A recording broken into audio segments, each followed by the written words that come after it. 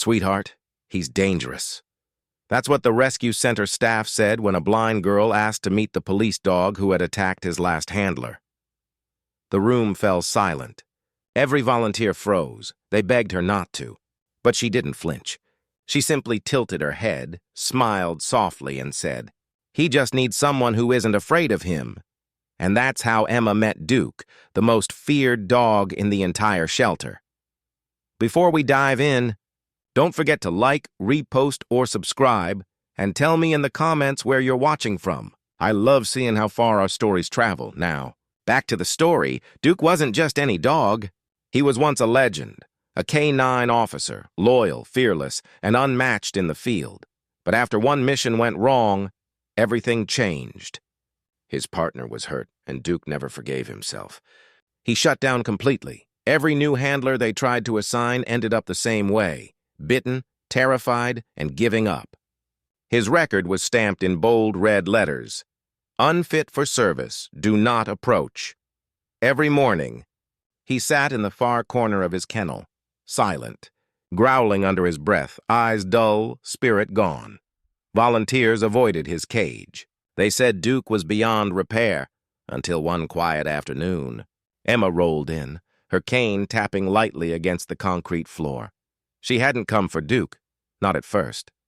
Her mom brought her to meet the calmer therapy dogs, the ones who loved everyone. But as Emma reached out to pet one of them, her head turned toward a low, steady growl echoing from the end of the hall.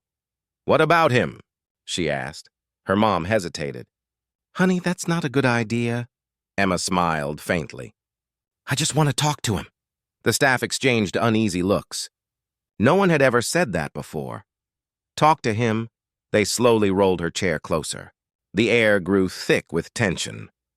Duke stood in his kennel, muscles tight, tail rigid, eyes locked on the sound of her wheels. Everyone held their breath. Emma stopped, just inches from the bars. "Hello there, Duke. It's okay." "You sound angry. But I think you're really just scared." No one had ever spoken to him like that. Not a command.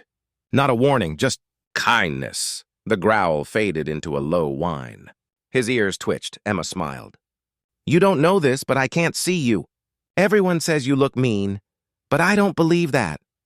For a long, fragile moment, Duke didn't move. Then, slowly, he lowered his head. Her mom whispered, "Emma, maybe that's enough." But Emma shook her head. She lifted her hand toward the bars, steady despite the tremor in her fingers. "It's okay, Duke. You don't have to be afraid." Gasps filled the room as Duke stepped forward. His nose brushed her fingertips. He froze, breathing fast. Emma didn't pull away. She whispered, "See? I told you you're safe." And then it happened. The dog who had attacked every handler leaned his head into her palm. Silence. A volunteer wiped away tears. The shelter director murmured, "He's never let anyone touch him before." Emma laughed softly, tears in her own eyes. "You're not a bad dog. You just miss your partner, don't you?" Duke whimpered, pressing closer, his whole body trembling. From that day on, something changed. Every morning, Emma came back. She read to him. She sang to him.